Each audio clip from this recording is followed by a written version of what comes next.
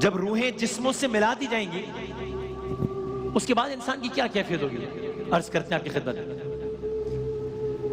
یہ دیکھیے کہا جاتا ہے حضرت نوح علیہ السلام کے دور میں جب انسان کی عمر 700 سال 800 سال 900 سال ہزار سال عمر ہوتی تھی، تو بتایا جاتا ہے کہ اس وقت ایک شخص نے دوسرے سے کہا کہ بھئی کچھ خبر ہے، کچھ اندازہ ہے، ایک دور ایسا آئے گا جب معلوم ہے لوگوں کی عمریں کتنی ہوں گی؟ کہا کتنی؟ کہا ایک دور ایسا آئے گا جب لوگوں کی عمریں ہوں گی 60 سال 70 سال، یہ عمر ہوگی. تو عجب نہیں کہ دوسرے شخص نے کہا ہو کہ 60 سال 70 سال، چونکہ اس زمانے میں ایوریج ایج جہاں 900 سال اور 1000 سال ہو وہاں یہ بات ہو رہی ہے. تو اس نے کہا 60-70 سال. ہاں ایسا ہی ہے، ایک زمانہ آئے گا جب لوگوں کی عمر 60-70 سال ہوگی.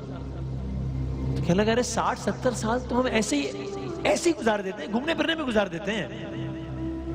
تب اس نے ایک جملہ کہا بھئی اگر واقعی معاملہ ایسا ہی ہے کہ ایک دور ایسا آئے گا جب انسان کی عمریں جو کہ آج کل کا دور ہے 60-70 سال ہوں گی، پھر تو مجھے یقین ہے کہ وہ لوگ اپنے رہنے کے لیے کوئی پکا مکان بھی نہیں بنائیں گے، کوئی باقاعدہ مکان کا تصور ہی نہیں ہوگا باقاعدہ رہنے کا. اس لیے کہ دورانیہ ہی پوری زندگی کا اتنا چھوٹا ہے کہ اس کو انسان کیا کتنے سالوں میں ایک مکان بنائے گا پھر وہاں رہے گا، اتنے میں تو جانے کا وقت ہو جائے گا تم.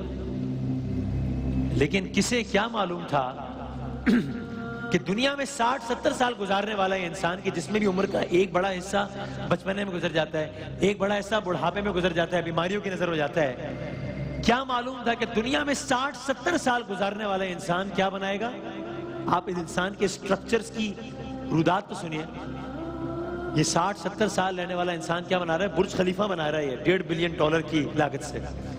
دیواریں چین بنا رہا ہے انسان، ورلڈ ٹریڈ سینٹر بنا رہا ہے، بڑے بڑے سٹرکچرز بنا رہا ہے.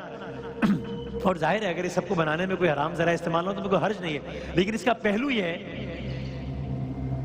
کہ جو کہ مجھے میرے ایک استاد نے مجھ سے ایک بات کہی، مجھے یہ بات آتی ہے ذہن میں جب میں یہ سب دیکھتا ہوں یا سوچتا ہوں تو کہ ایک عجیب بات کہی مجھے استاد نے.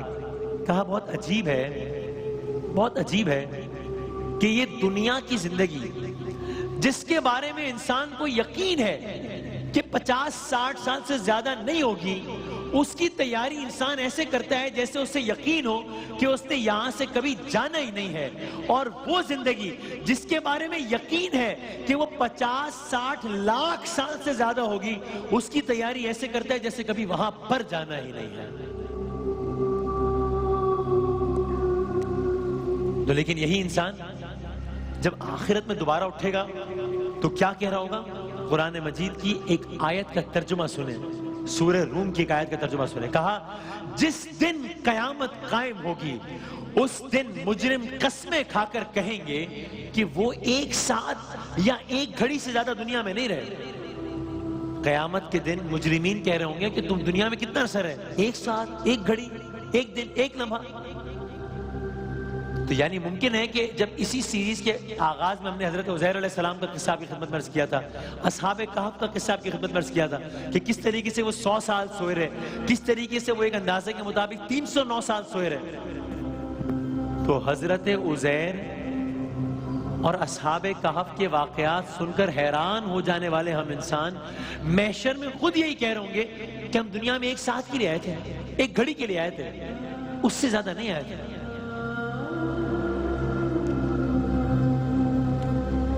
اور یہ جو بات آپ کی خدمت میں عرض کی، اس کا تو اندازہ لگانا یہ بھی بہت آسان ہے کہ اگر آج ہم اپنی پچھلی زندگی کا جائزہ لے لیں، آج یہاں اسی لمحے اسی وقت کھڑے ہو کر پچھلے 25 سالوں کی زندگی کا جائزہ لے لیں تو ہم خود ہی کہتے ہیں ارے تو کل کی بات لگتی ہے، یہ تو بالکل کل کا ہی معاملہ لگتا ہے کہ ہم یہ کیا کرتے تھے، یہ کیا کرتے تھے. تو ہاں، لیکن وہ ایک دن تو دنیا کی زندگی کیسی لگے گی؟ دنیا کی پوری دنیا کی زندگی لگے گی جیسے ایک دن کی زندگی تھی. اور وہ ایک دن کیسا لگے گا قیامت کا؟ وہ ایک دن ایسا لگے گا جس کے بارے میں خود قرآن مجید نے کہا 50,000 سنہ. وہ ایک دن جس کی مقدار 50,000 سال ہوگی. 50,000 سال. تو روز محشر یہ عجب عالم ہوگا مجرمین کا کہ وہ دنیا کی زندگی کو کہہ رہے ہوں گے کہ وہ ایک دن جیسی تھی، اور وہ ایک دن ان کو گزارنا ہوگا 50,000 سال کا. ہاں اسی ایک دن کے بارے میں یہ کہا گیا کہ جن سے خدا خوش ہوگا، اللہ کے حبیب جن سے خوش ہوں گے، ان کو اسی ایک دن کی اس لینتھ کا اندازہ ہی نہیں ہوگا اور وہ دن گزر جائے گا۔ اب سرکار دو عالم صلی اللہ علیہ وآلہ وسلم کی حدیث کا مفہوم سنیے کہ کس طریقے سے انہوں نے سمجھایا، ایک کمپیریزن دیا کہ یہ دنیا کی زندگی کیا ہے اور اس کے مخالف آخرت کی زندگی کیا ہے۔ صحابہ کرام کے ساتھ تشریف فرما تھے اور یہ سمجھا رہے تھے کہ دنیا کی زندگی بمقابلہ آخر کی زندگی کیا ہے۔ فرمایا، ایک مثال دے کر سمجھایا جس کا مفہوم ہے کہ فرض کرو ایک سمندر ہے، بہتا سمندر ہے، آپ بھی امیجن کر لیجئے ہم یہاں ساحل سمندر پہ چلے جائیں، تاحت نگاہ پانی پانی ہے، تاحت نگاہ سمندر ہے۔ ایسے میں ایک انسان اٹھے، کنارے پر جائے، ہاتھ اٹھائے اور پورا ہاتھ نہیں، اس ہاتھ کی پوری انگلی بھی نہیں، اس ہاتھ کی انگلی کا ایک حصہ پانی میں ڈال دیں اور نکال دیں۔ مطلب یہ کوئی ایسی بات ہے کہ جس کو کوئی نوٹ بھی نہیں کرے گا، ہزاروں لوگ یہ کام کر رہے ہوں گے۔ ساحل سمندر پر بہتا دریا ہے، سمندر ہے، پانی ہے، موجیں ہیں، اور ایسے میں کوئی شخص، یہ سرکار دو عالم سمجھا رہے ہیں، اس کا مفہوم ہے کہ دنیا کی زندگی کتنی اور آخرت کی کتنی ہے، تو ایسے میں کوئی شخص اپنی انگلی کا ایک حصہ پانی میں ڈالے، سمندر میں ڈالے اور نکال لے، تو کہا دیکھو یہ اس عمل کے نتیجے میں اس کی انگلی کا جتنا حصہ گیلا ہوا ہے نا، یہ دنیا کی زندگی ہے، اور اس کے مقابلے میں سامنے جو پورے کا پورا سمندر ہے یہ آخرت کی زندگی ہے۔ یہ کمپیریزن ہے دنیا کی زندگی اور آخرت کی زندگی کا، ان کی حیات کا۔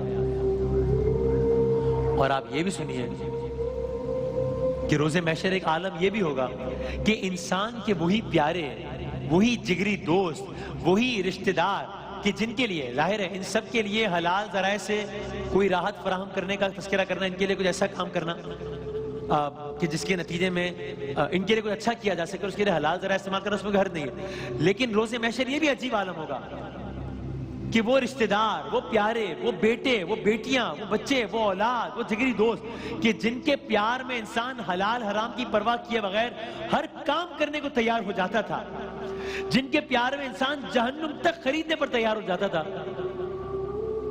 حشر کے دن وہی پیارے اس کے پیارے نہیں رہیں گے، تو پھر کیا ہوگا؟ حشر کے دن کیا ان پیاروں سے اس کی دوستی ختم ہو جائے گی؟ نہیں۔ حشر کے دن کیا پیاروں سے ان کی دوستی کم ہو جائے گی؟ نہیں۔